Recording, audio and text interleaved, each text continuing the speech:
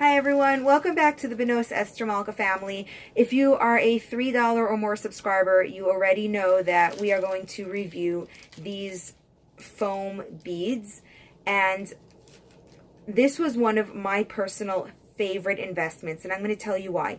When it comes to subtraction, we introduce children to terms take away. We introduce children to the actual term subtract. We introduce them to the sign minus. But at the end of the day, what does it all mean? And we are going to show you. So I have these little bags. Honestly, I just took a little Ziploc bag and I filled them up with as many foam shapes that fit. To just, in the beginning of subtraction, I really don't use more than 10, but if you want, like you see, every kid has their own bag, so in terms of number, it doesn't matter. Another tool you'll need is a bowl, because again, the terms that we generally teach our children is take away, so a little bowl.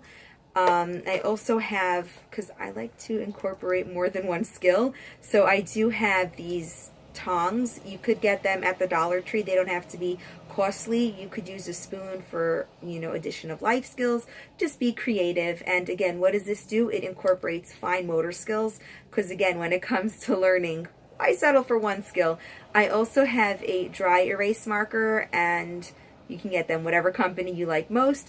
And then I have a whiteboard, just a standard whiteboard. As you can see, this one is well used. So what I start off with the children is, writing down a simple math equation. So let's do, I'm going to write down, let's say 3 minus 1 equals, and then I'll have a box. So it looks something like this. 3 minus 1 equals. So what is 3 minus 1? Now, many children can generally take their fingers or understand 3 minus 1 is 2, and that's all fine. But really, what does it mean? So here's where the bowl comes in. The bowl is on the board because I want the children to understand that they are all connected in terms of this linear equation is connected with what we're doing here. So this surface becomes the math surface.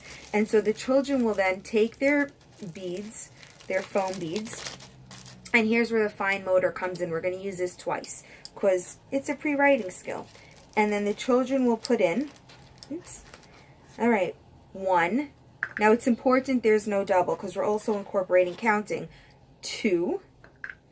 And then we'll have our last one is 3. So right here in our bowl, we just established that we're starting with 3 foam shapes.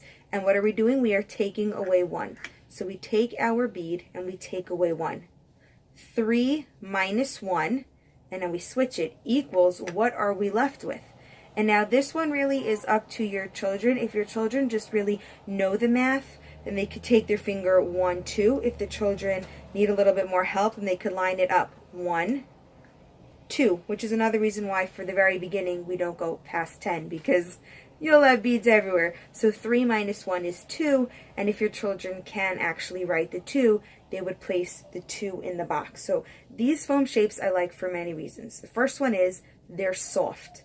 They're easy to hold, and in terms of clippers, whether you use the full metal ones, whether you use, these are actually plastic tipped, or whether you use the silicone tip, the beads don't actually roll away. So I really like these foam beads in terms of this math activity. Another thing is these are beads and they have a little hole through it. If you can see the little hole.